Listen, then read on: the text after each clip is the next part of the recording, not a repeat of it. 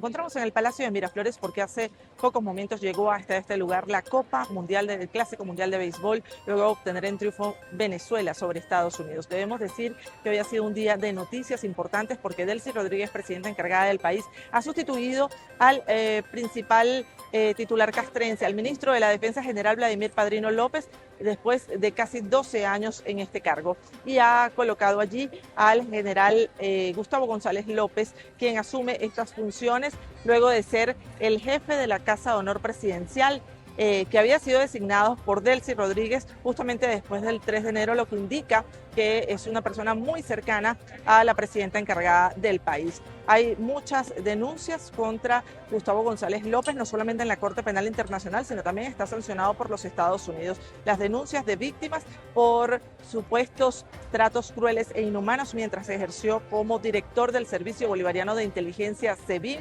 También ocupó comandante de la Guardia Nacional Bolivariana y fue ministro de Interior y Justicia. Es por ahora la información. Hubo otros cargos, también en energía eléctrica, hubo cargos en el Ministerio del Trabajo, cambios en el Ministerio del Trabajo y en otras de las carteras ministeriales.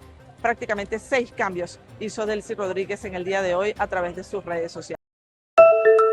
Esta es una de 5 puntos que hay de acceso en el aeropuerto de Atlanta.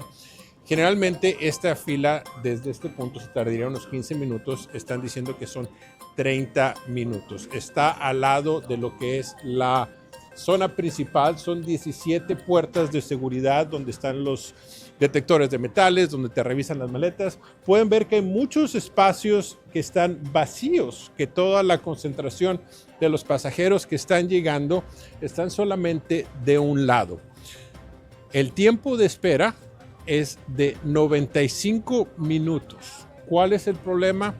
Que el 30% de los trabajadores de seguridad, la gente que revisa las maletas, que monitorean los equipos para buscar cosas en las maletas, no se reportaron a trabajar. Esto a consecuencia del cierre parcial, no les están pagando. Hemos estado aquí en días cuando la fila excede este punto y aún así se mueve rápido porque está la capacidad de que la gente se movilice.